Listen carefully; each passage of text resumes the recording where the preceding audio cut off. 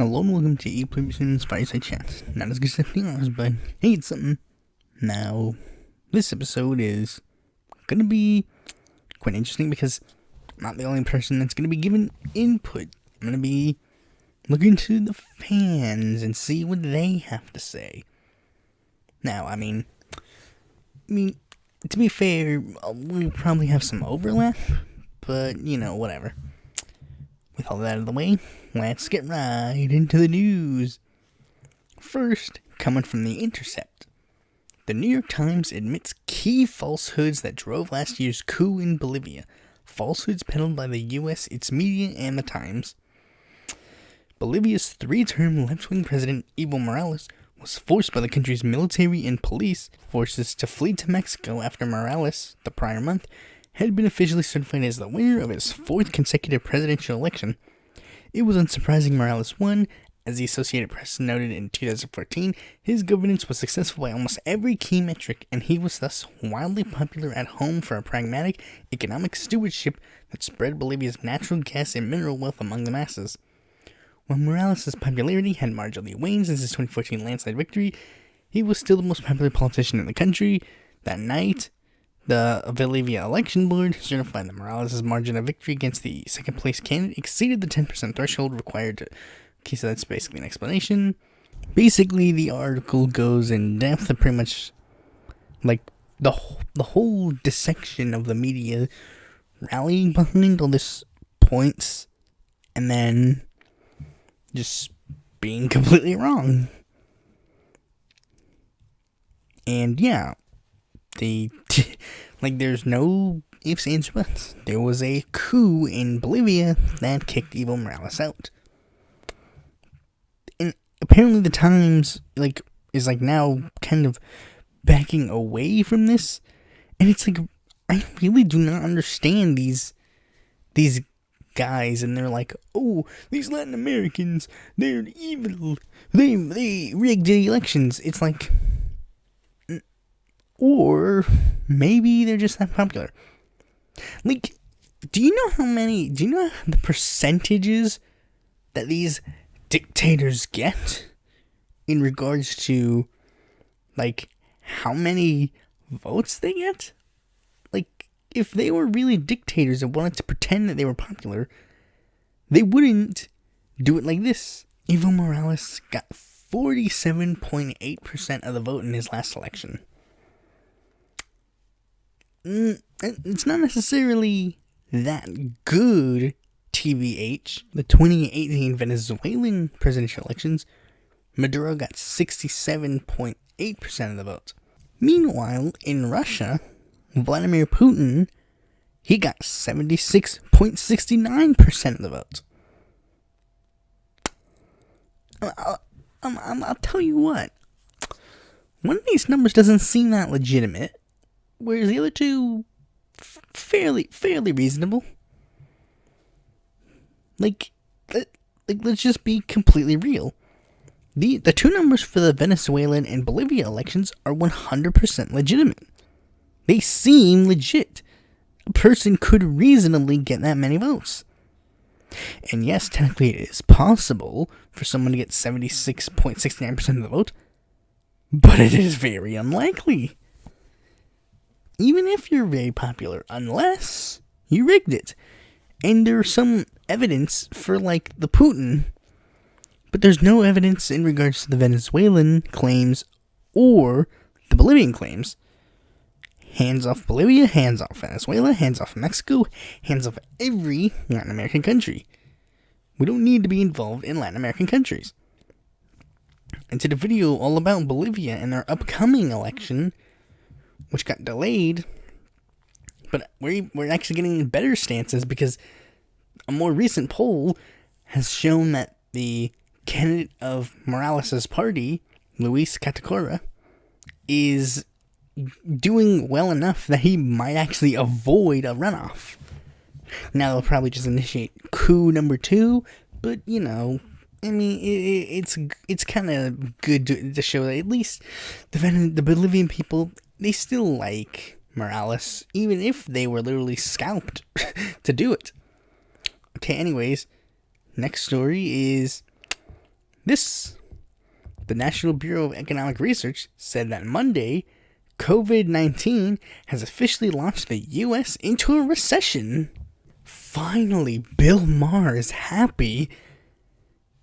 I mean, let's be real. This is not exactly looking good for Donald Trump. We're in a recession and we're in a crisis. This isn't necessarily boding well for Trump. In fact, let me show you another thing that might actually show more of this. A CNN poll showed that Trump was railing behind the Joe Biden 55-41. And it shows the president's approval rating is at 38%, which is his worst since January. And Trump demanded that CNN apologize for this fake news poll. And it's like, I was originally thinking, corporate Biden, he ain't doing so hot. But it does seem, now again, it could really go either way, but it does seem like we're in a situation where people are saying that Trump is literally just that bad that people will literally swallow their pride or swallow their convictions and go vote for Joe in the short term. We're seeing a lot more lefties openly say that they're going to vote Joe. Because, let's be real. If Foch were politically active in, 2016, he probably...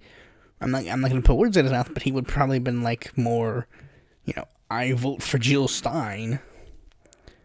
But now we're seeing a lot more people openly say that they will vote Joe Biden, even regardless of, any policy concessions or anything, whoever the VP is, whatever. Trump is seen as just that bad. Though again, I'm not really going to say one way or the other presidential race right now because, again, we're pretty early on before we can officially start making numbers. I will say, remember, polls, they aren't exactly accurate. There were polls that were saying Hillary Clinton was going to walk away with this election, and lo and behold, it ended up happening. They were like, Trump is just that bad that everybody's going to rally behind Hillary Clinton. That didn't end up happening. They might say, well, yeah, granted, wasn't necessarily the case back then because we didn't see Trump govern. Now that we have, we're not really going to be seeing many people be like, Trump is doing good. And I mean, yeah, that's fair, 100% fair. But then again, this COVID crisis could also hurt because it might make Democrats turn out less. Especially considering Trump isn't really going to try and make things easier for people, like mail-in ballots, which I and my mother have sent in the absentee requests. So, I mean, unless something bad happens, I'll be voting from my house. But just logistically speaking, this, in fact, maybe this kind of poll reporting is it would really hurt Democrats. And I have a theory that partially these over-reported poll numbers for Hillary, people saying Hillary Clinton has an 89% chance of winning the nomination and being president. Those kinds of numbers, they're not really Democrat turnout. Think about it. If you think Joe Biden is going to win in a landslide, going to take every state except, Alabama, and then you think, you know what? If every state except for Alabama is going to vote for him, well, I'll just stay home. Why bother? If Joe Biden's got this in the bag, why not? Why bother? That's a bad thing for Democrats. Because remember, here's the thing about Democrats. Historically, they turn out less. Because they're the groups of people who don't necessarily see, voting is my constitutional right. And blah, blah, blah. They're young people. They gotta get excited to go vote for someone. And, there are all these groups of people that they need excitement to go vote for someone. And if Biden can't give them that, then I won't hold my breath on a Biden victory. Trump can excite his base. The far-right radicals that are like, we think all Muslims should go to hell and die. Like those guys, they're excited to vote. Much like the moderate conservative who's like, I don't really like Trump's dirty words, but, I like these tax cuts, so I will vote for him. They're excited to go vote for him. Biden doesn't really have any excitement. Okay, granted, he might have excitement from, hardcore Democrats and people who might, be super pro-Obama and such. But a lot of other groups aren't necessarily that keen. There's some groups that are, half keen, working class voters who didn't really hate Joe as much as they hate Hillary. And that might be an inevitable factor. People hate Joe less than they hate Hillary. And I gotta say that assessment is accurate, to be honest. I mean, Hillary was the embodiment of corrupt, evil politics. And Biden, he's the embodiment too. But he's also, kind of that lovable old scamp, oh, you rascal. And then he also raped people, so that's a bad thing. But, again, some people might be willing to look the other way because Trump is just that bad. I can't make a prediction now, and I can't make a prediction, I really cannot make a prediction until, I see debates and see how the poll numbers shift. And even then, it'll be an educated guess. I could see it going really either way. And depending on that, it could be a good situation or a bad situation, depending on your viewpoints. If you're a hardcore Democrat and you're sitting down and being like, yes, though that could also lead into, other factors that might not be that well off. For example, in the main Senate seat, the corporate establishment pick, Sarah Gideon, she's having some trouble because Joe Biden, raped somebody. And she was this super pro Me Too candidate, literally every single Democrat was, 2 years ago. And now all of a sudden, no. That's what I'm saying. The down the ballot thing could hurt them. Because it was easy. It's an easy target to point to the top of the ticket. Republicans, they won't run on their own, platform. They'll just be like, well, yeah, my opponent, he may be stupid, but think about it. The top of his ticket is Joe Biden, who raped people. That is not good. I don't like rape. And of course, you would think that a Democrat would be like, no, sir. Your candidate has also raped people. You cannot use this double standard against us. But then again, also, Democrats can also stumble down and shit themselves. Because Democrats, they're really good at losing, let's be real. So yeah, we've been on this topic long enough, so it's best to move on. So, overall, it really could go either way this election. Speaking of this election, it turns out North Carolina's going to be a little safe this election. Trump has accepted nomination in Jacksonville after moving most of convention out of Charlotte. Republican Committee Chairwoman Ronna McDaniel announced on Thursday that President Donald Trump will be accepting a Republican nomination this year in Jacksonville, Florida. We are thrilled to celebrate this momentous occasion in the great city of Jacksonville, McDaniel said in a news release.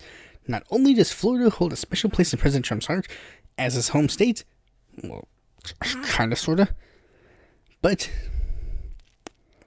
it is crucial in the path to victory in 2020. We look forward to bringing this great celebration, economic boon? Economic boon? I thought it was economic boom. To the Sunshine State in just a few short months. Well, Tom, I'm sorry, buddy, but you are losing the Senate seat. I'm sorry, bro. The poll numbers are not in your favor, and this was your opportunity to do this. This was your opportunity to try and get your poll numbers up. But you failed, dude. You didn't try to get Trump in here long enough. That was your fault, Tom. Tom, you're weak. You're weak-willed, dude. So yeah, Trump has killed Tom Tillis's re-election bid. I'm just gonna say that. Dan Forrest might have some campaign commercials that he can use, like, Roy Cooper kicked the Republicans out of North Carolina. But nevertheless, that's not going to bode well, because guess what? A rally in North Carolina would be beneficial. And unfortunately, that ain't going to happen, because the biggest rally you could possibly have for the Republican Party is just gone. It's in Florida now. Oh yeah. Speaking of other election news, we should talk about some recent elections that happened on June 9th. Well, June 9th, there was an election, obviously, and I had some endorsements who were in those elections. You know, I had two people running in Georgia, Michael Owens and Nabila Islam. They both lost. I had some people in West Virginia. One won her district. One lost her district. And then came the West Virginia Senate race. I was backing Paula Jean Swearengin, and lo and behold, Paula Jean Swearengin won. That, honestly, is big. I mean, we've had these primary wins before in this election cycle, but this was kind of big. Paula Jean Swearengin will be running against Shelley Moore Capito. This is, like I said, big. Now, I'm going to have to tell a little bit of a backstory about this race that's kind of interesting. She was running against Richard Ojeda. Richard Ojeda was quite the interesting character. He was well known for his huge spiel about, like, oh, I was the Bernie Sanders supporter that voted for Donald Trump. And, you know, it was an interesting tidbit, like an interesting spiel. He was a frequent TYT favorite. Kyle Kalinske really liked him. So now you might say, well, why did this guy run against Paula Jean Swearengin? Or did Paula Jean Swearengin do reverse? But did she run after him? No, Paula Jean Swearengin announced before Ojeda, and Ojeda announced after. But Ojeda, he's really been waning on this whole populist spiel that he was running so desperately to be part of. Like, for example, let me tell you all of the problematic things that Ojeda has been doing that made me wane on him, because if you look back, I was used to be full on in, like, on the Ojeda train, but now, not so much. First, this one's a big one. He didn't support Medicare for All until his 2020 presidential run. That is 100% true. Richard Ojeda, during his 2018 congressional run, supported a public option in regards to healthcare, and did not support Medicare for All publicly until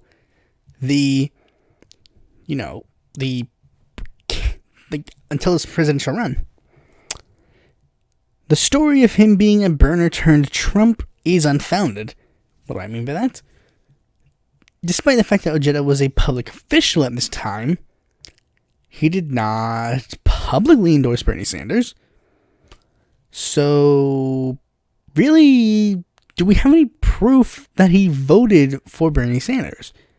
Now, of course, you might say, like, dude, just take his word for it. But really, do we have proof proof of this. And another reason why I say this is because he stated his own words that he has never voted for a Democrat for president in the general election. Which means that he voted for people like Romney and McCain. Now, Trump, you can give reasonable doubt and be like, well, maybe he was attracted to Trump's, like, populist rhetoric. But, no, Romney and McCain are not that. Screw both of them. I don't care if one of them hated Donald Trump and the other one hates Donald Trump and also ran in the Black Lives Matter thing. I don't care. I don't buy that they're cool. Apparently, another thing is he owed money. He still owes money from his presidential run that he hasn't paid off. He hasn't paid back yet. He seemed to be licking his finger to see where the winds blew him for his political career. What I mean by this?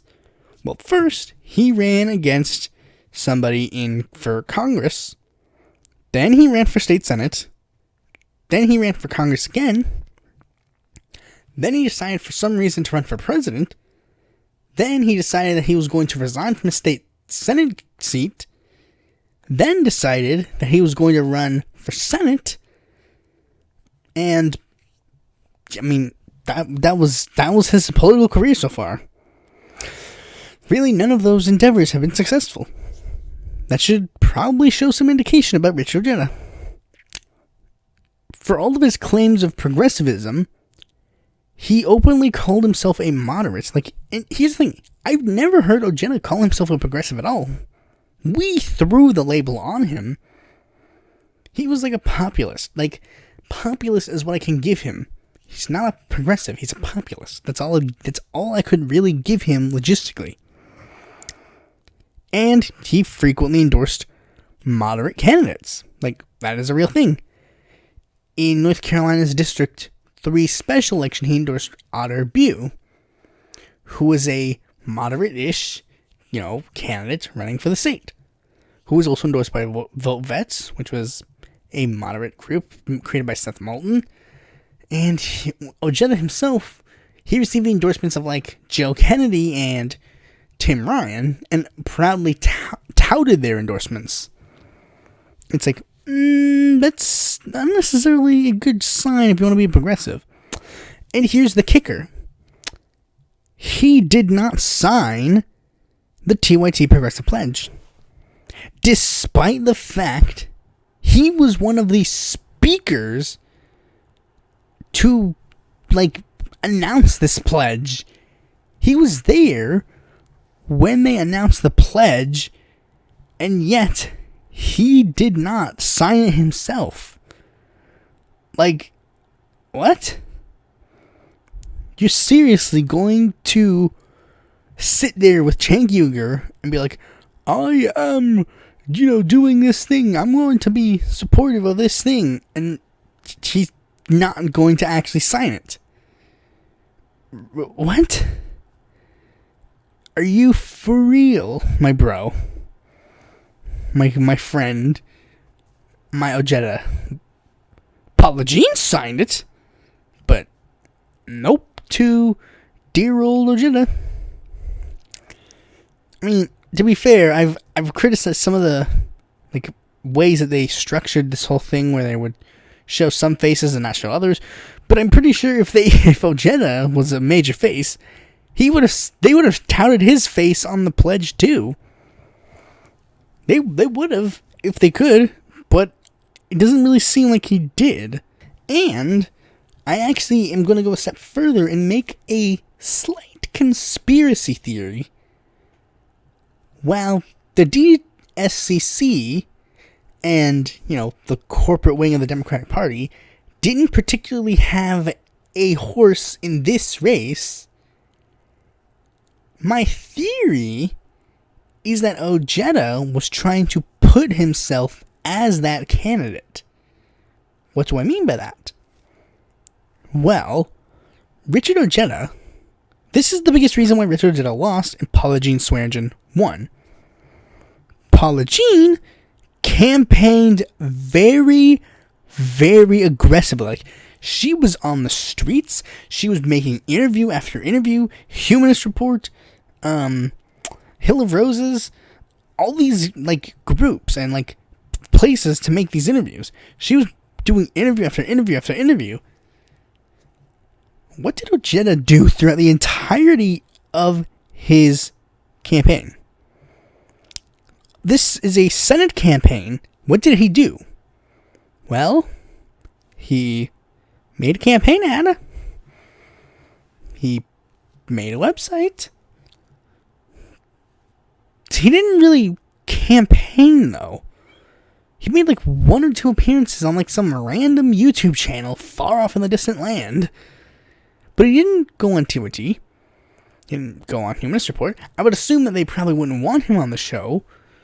But he didn't make any effort to actually campaign. Like, his Twitter was literally just like Trump boomer memes. He didn't campaign at all. This is the strategy used by corporate Democrats. I'm going to use the example of my state.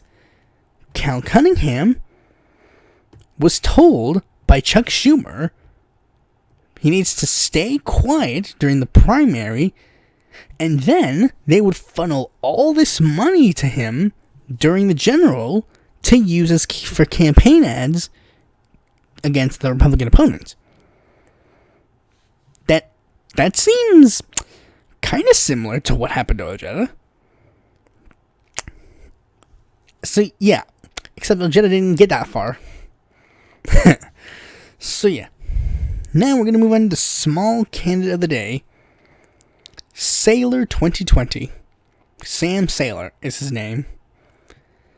Here's his policies. Forgive all debt. Dissolve the central bank and corporations. Automate jobs, create abundance.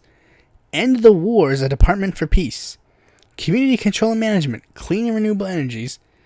Reservation and preservation of our planet. A food revolution. Healthcare for all. Hemp can save the world. End inequality. Collaboration and open source. Update the Constitution. Move government online. Prison reform. End all slavery. Private property, public property. Return sovereignty to our military outposts. End the Israeli occupation. Steve Sailor is his name. I went on the spiel about his campaign, and they didn't even get his name right. Well, Steve seems kind of a cool guy. But yeah, that's done. Steven's probably not going to get that far, to be honest. He's an independent, so he's not going to go anywhere. With all that out of the way, let's move on to the main topic of this video. I posed a simple question on Twitter. That question being, lefties, what seats do we focus on? And it's obviously because there are a lot of down-the-ballot candidates, and there are going to be quite a few races. So, I was thinking, what races should we focus on? Because, I mean, it would be nice for all of us to, all of us uniting to, support all these guys is one thing, but we're all going to be so divided in droves. But, what are, these certain amount of seats that we can all focus on? This is pretty much going to be just a candidate shout-out video. Especially considering some have elections coming up real soon, 23rd. Okay, so the first thing I'm going to do is give the shout-outs to the 2 incumbents. This is my personal opinion. The 2 incumbents we really got to focus on. Ed Markey for Senator Massachusetts in Michigan District 13. I say this because these 2 are facing pretty hefty primary challenges. Brenda Jones is running against Rashida Tlaib, and Joe Kennedy III is running against Ed Markey.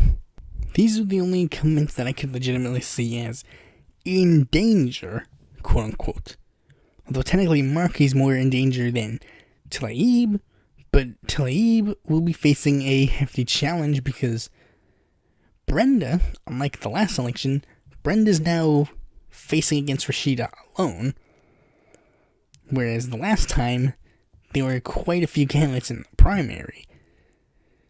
Brenda Jones had the advantage of incumbency, but now Rashida's got that advantage. Now even the polls do show Rashida in like a hefty, oh, she's safe. I'm just gonna say, we should probably keep an eye on that seat. But those are the two incumbents that I think we should focus on. Now let's hear some suggestions on other seats and where we should focus on. The biggest one that I received was focusing on Charles Booker. And yeah, I agree.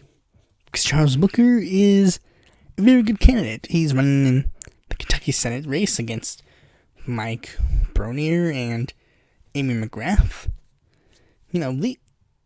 He's facing... These two have different viewpoints on challenging him. Amy McGrath is the corporate Democrat pick for the seat. And Bronier is...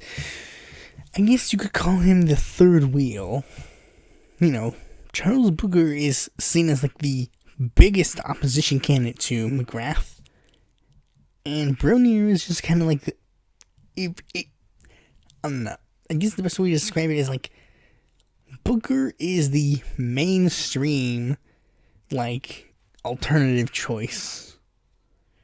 McGrath is what, the main music is, the boring grandpa music that your grandpa listens to, and then, Booker is, the rock and roll, and then Bronier's, indie, and he's, and they're you don't understand my particular choices. Technically, Bronier has some advantages, and Booker has some advantages. The biggest advantage Booker has over both of his opponents is that he has actually won a race so far. He's a state rep. The other two are nothing. Amy McGrath, they funneled a ton of money into her seat, and she still lost. She was running in Kentucky's 6th congressional district, and lo and behold, it didn't really pan out. So yeah, I would agree. Yeah, that seat is very, very notable to look forward to. And we should be focusing a lot of our effort on this because Booker is the alternative choice. The mainstream media just posted an article today, the one person standing in between Amy McGrath and the Democratic nomination is Charles Booker. And it shows entitlement for the Democratic Party. It's Amy McGrath was chosen by us to be the candidate for the seat. Why are you getting in the way, Charles? And she also called Charles poor. She was like, it's a good thing our candidates we can actually pay our workers $15 minimum wages. And it's you see, the difference between you and Charles is that Charles wants to make that permanent. You don't. Okay, so another person that many people are trying to focus on is Jamal Bowman. And yeah, I also agree with this assessment. Jamal Bowman is a very, very good person to focus on because of the biggest fact that Engel has finally shown weakness.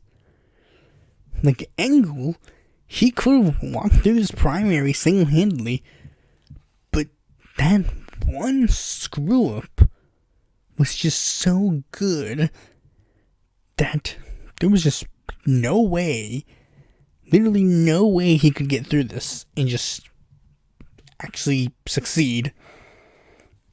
It's pretty much a no-brainer that he can't do that well. There's some people who are saying oh, he'll still do good, but I don't know. The wheels have turned so that it seems like Jamal could be the next AOC. Speaking of AOC, there's also another interesting thing. New York District 15. The reason why I say New York District 15 is because that seat is actually kind of a bit of a contentious seat. You see, let me give you some background on this particular seat. The leading candidate is Ruben Diaz Sr., who is a well-known anti-gay conservative Democrat. His leading opponent is City Council member Richie J. Torres. The people that are the good candidates for the seat are neither of those two. There are quite a few other candidates, like Ydanis Rodriguez, Melissa Mark-Viverito, Michael Blake, Samelis Lopez, Tomas Ramos, Julio Pabon, Mark Eschove Bay, Fragile Basura, Marlene J. Tapper, and Shivona R. Newsom. The three most contentious good choices are Melissa Viverito, Samelis Lopez, and Tomas Ramos. Tomas Ramos was in the race the longest of all of these three. He's endorsed by Brand New Congress. Melissa Mark-Viverito is the most popular of the choices, and Samelis Lopez is getting the endorsements from people like AOC and Bernie Sanders and DSA and Our Revolution. So you might say, wait a minute, what do you mean Viverito is the most popular? Well, there was a poll that was released. Viverito was leading both of these two. Samelis was 2% and Ramos was 1%. So, technically, Viverito is the one to rally behind. Or, technically, if you want to be accurate, rallying behind any of those three would give the vote totals if you wanted to be technical. But, really, I'm okay with one of these three, but I'm afraid that this seat is going to be just too contentious for us to unite. Like, this reminds me of, this might be foreshadowing, when Nancy Pelosi was up for re-election in 2018. There were many candidates running. There was a Republican opponent, Stephen Jaff, Shahid Buttar, a Green Party candidate, another Democrat, and one independent. Shahid was being endorsed by certain people. Stephen was being endorsed by other people. This other progressive Democrat was being endorsed by other people. And then there was, of course, the Green. The Independent, I think, was also progressive, but I don't remember. And none of them made it to the runoff. This time around, it was just Shahid, so Shahid made it to the runoff. I think there was another opponent. I think two of them dropped out, not just one. But as you can see, the problem is that all these groups are like, why didn't they just unite behind one person? It's bad. Another suggestion is Donna Imam, and I would include Mike Segal in that category as well, because Mike Segal and Donna Imam are similar because they're both progressive, and they both made it to the runoff. They made it to the runoff, and there you go, that's 100% legitimate to say that they should be focused on, because they're actually in a runoff, so they're further than most. Speaking of further than most, another suggestion was Paula Jean Swearingen, and yeah, I'm 100% down. Paula Jean did one thing that the most of these guys didn't do: win the primary. I can make jokes about my failures, but she actually made it through the primary. Ergo, we should focus on her because she is now on the cusp of winning the seat. So we should be getting a move on. Basically, I guess I'll say anybody who's moved on to the next round and is in a bit of a weakness, we should probably focus there too. Another one that's suggested is Jess for Delaware and Yana Ludwig. Now the thing is, these two seats are safe, and one is a good suggestion, I guess.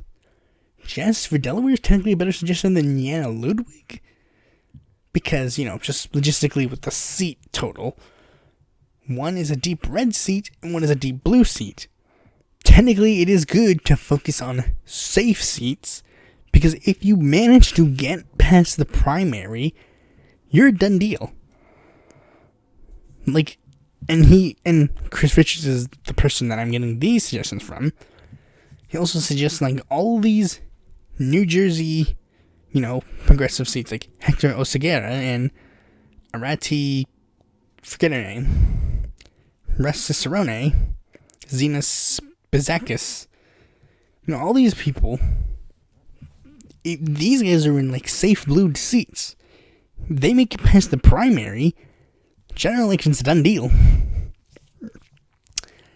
That's pretty much a big piece of contention. Not even a contention. We're all, like, usually on board with that. And the last suggestion that I'm going to say that I 100% agree with is Shahid Buttar. Shahid is the done deal. Like, can you imagine Shahid Buttar winning? Shahid is he would be AOC times 30. Yeah, AOC was able to knock down a corporate progressive who was next in line to be the speaker. But what would be cooler than that? Knocking down the person who is the speaker. That definitely would be good. Let's be real.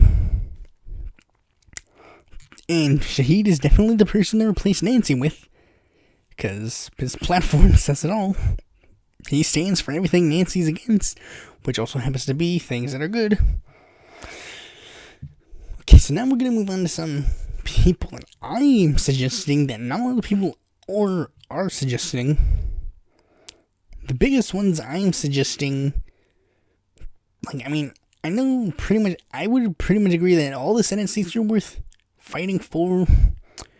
But the two people for the Senate seat I'm 100% going to say should be fought for are Betsy Sweet and Andrew Romanoff. Technically you could say Bree Kidman, but Andrew Romanoff and Betsy Sweet are very particular because these two are in flippable seats. These seats are projected to flip blue no matter what. The Republicans are just so unpopular that these guys are seen as winners. If Andrew Romanoff is able to beat John Hickenlooper, and he really can, it's a two-person race, and Romanoff has already won the Assembly and the Democratic Convention in the state. He can win. And Betsy Sweet, they have ranked choice voting, so she can win. If you're a Bree Kidman supporter who isn't necessarily too keen on Betsy Sweet being your first choice, okay, that's fine. Just give us your second choice at least and be done with it. But these two are in winnable seats. And winnable seats are the best seats to have. I would say this for almost every safe seat, but I wouldn't necessarily say that for every safe seat. Because, let's just be real. If a seat is safe and you win the primary, like I said, you're a done deal. You win. But not every seat is going to be that easy. It should be that easy, but it's not necessarily going to be that easy. Another type of seat that is really good are open seats. And that's where we're going to get into one other person, is Sahane Leckie of Massachusetts District 4. It's a safe seat, and it's an open seat. There's no ifs, ands, or buts. If she makes it, like I said, if it makes it to the end, we're a done deal. That's pretty much the thing. If we make it to the end, done deal. That's good. It's 100% a good thing. Another person I think that we should focus on is Lisa Ring. She is a really good candidate, and she made it to the runoff. So again, she's further than most. Pretty much most of my suggestions are pretty much breaking down to how far do they make it? Do they make it further than most? Well, then it's a good choice. That's pretty much all I gotta say, I guess. Thanks for watching this video. Be sure to like, comment, subscribe, and click that bell so you know when a future video comes out. And if you're interested in more content from me, you can go to my website or on my Facebook, Twitter, or Quora, join my Discord, or check out my articles on the Independent Political Report.